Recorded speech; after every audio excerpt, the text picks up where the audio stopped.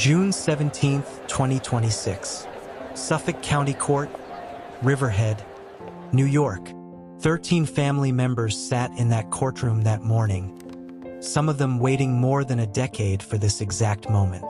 Across the room, in a rumpled gray suit and a gold tie, sat the man they'd come to face.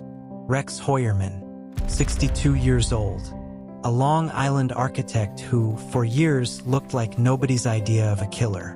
By the end of that day, he'd be formally sentenced for 8 murders, and a judge would call him something he clearly never expected to hear out loud, in front of everyone. A coward. Who was Rex Heuermann? For most of his adult life, Heuermann was exactly the kind of person nobody looks at twice. He ran an architecture firm in Manhattan. He had a wife, 2 kids, a house in Massapequa that looked like every other house on the block. Neighbors described him later the way neighbors always seem to describe men like this. Quiet, a little odd maybe, but never someone you'd suspect of anything. That ordinariness, prosecutors would later say, was exactly the point. He built a version of himself that let him hide in plain sight for almost 20 years. Gilgo Beach. The case goes back to 2010, when police searching for a missing woman named Shannon Gilbert started finding something else entirely along Ocean Parkway, near Gilgo Beach. Human remains. Then more again. Over the following months, the remains of several women turned up along that same stretch of highway, most of them young, many of them sex workers, all of them people whose disappearances had barely made a ripple when they first went missing. Shannon Gilbert's own death was eventually ruled an accidental drowning. But the other bodies told a different story. Someone had been killing women on Long Island for years, and nobody had connected the dots. The case went cold. It would stay cold for over a decade. The cold case reopens. In 2022, a new task force picked the case back up, this time armed with something the original investigators didn't have. Better technology and years of quiet, methodical re-examination of old evidence. Investigators zeroed in on a burner phone used near the time some of the victims disappeared. They traced it. Slowly, carefully, it led them to a truck, and the truck led them to a name. Rex Heuermann. The arrest. July 2023. Heuermann was arrested outside his Manhattan office, steps away from the ordinary life he'd spent 2 decades building around himself. Suffolk County investigators searched his Massapequa home for weeks afterward.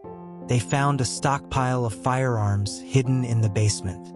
They found other pieces of evidence connecting him to the murders. Piece by piece, the case against him started coming together. He was charged with multiple counts of murder. He pleaded not guilty, and for nearly 3 years, the case crawled toward a trial that, for a long time, looked like it might actually happen. The guilty plea. April 8, 2026. 5 months before he was scheduled to stand trial, Heuermann changed course. Standing in front of Suffolk County District Attorney Ray Tierney, he pleaded guilty to murdering 7 women. Melissa Barthelemy, Megan Waterman, Amber Costello, Maureen Brainerd Barnes, Jessica Taylor, Sandra Costilla, and Valerie Mack. He also admitted in that same hearing to a killing he was never even charged with. The death of an 8th woman, Karen Vergata. When asked how he'd killed his victims, Heuermann answered in a single word: strangulation. Witnesses in the courtroom said he showed almost no emotion when he said it. What he admitted to. Under questioning that day, Heuermann admitted the killings happened in the basement of his own Massapequa home, the same house his wife and children were living in. He also acknowledged dismembering some of his victims' remains afterward. As part of the plea deal, prosecutors agreed he'd avoid a trial in exchange for a guaranteed sentence. 3 consecutive life terms, followed by 4 more consecutive sentences of 25 years to life. He also agreed to cooperate going forward with the FBI's Behavioral Analysis Unit, in case his case can help identify other victims or other killers. His sentencing was set for June 17th. The families arrive. By the time sentencing day arrived, the families of Heuermann's victims had waited years, in some cases, decades, for any kind of resolution. Missy Ken, sister of victim Maureen Brainerd Barnes, was there. So were Brainerd Barnes' two children, who were just 7 and 1 years old when their mother disappeared. Old enough now to stand in that courtroom and describe exactly what her absence had cost them growing up. Violet Swager, cousin of victim Jessica Taylor, was there too. Taylor would have turned 43 that very day. Heuermann's ex-wife and their adult daughter did not attend. Through their attorneys, they said they were staying away out of respect for the victims' families. The victim impact statements. One by one, the families stood and spoke directly to the man who killed the people they loved. Swager told him she couldn't even find the words for the hatred she felt, describing it as something that filled her with pure repugnance. Jasmine Robinson, another cousin of Jessica Taylor, remembered Taylor as fierce and kind and full of life, then told Heuermann he'd targeted small women because, in truth, he was the weak one. Statement after statement, the same theme kept surfacing. For years, these families had no one to direct their grief toward. Now they finally did, and they weren't holding back. Heuermann speaks. When it came time for Heuermann to speak, the judge told him flatly to stand up. He didn't say much. He told the court there were no words he could offer that would mean anything, and left it there. He didn't say much. He told the court there were no words he could offer that would mean anything, and left it there. Judge Timothy Mazzei pressed him directly, asking whether he felt even a small amount of remorse for what he'd done to these innocent women. Heuermann didn't give much of an answer.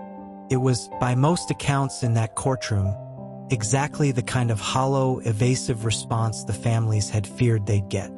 The sentence.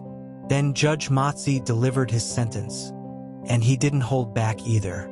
He told Heuermann flatly that he was a small, disgusting man, if he could even be called a man at all. And then came the word that would end up in every headline the next morning. "You're a coward." With that, Mazzei handed down the sentence.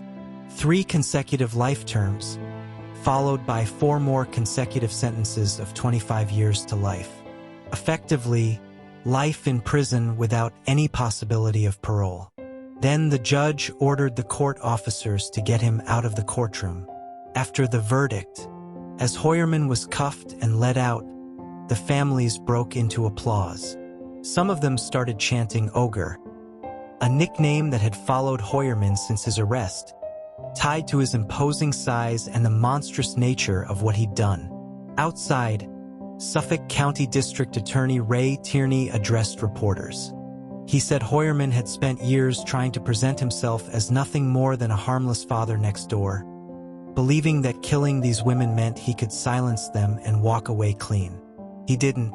Where things stand now, as of mid-2026, Heuermann is serving his sentence, having formally admitted to killing 8 women over the course of nearly 2 decades. Investigators say they're still working to determine whether he's connected to other unsolved deaths in the area, and a wrongful death lawsuit filed by one victim's surviving son is still making its way through civil court. For the families, the criminal case is finally closed. But for the communities along Ocean Parkway, the ones who lived for years not knowing a serial killer was operating in their backyard, the questions haven't fully stopped. For nearly 20 years, Rex Heuermann built a life around the idea that no one would ever look at him twice. In the end, that's exactly what caught up with him. If this case affected you the way it affected us telling it, hit like and subscribe so you catch the next update as soon as it breaks. There's still more to this story, and we'll be here to cover it. Thanks for watching. We'll see you in the next one.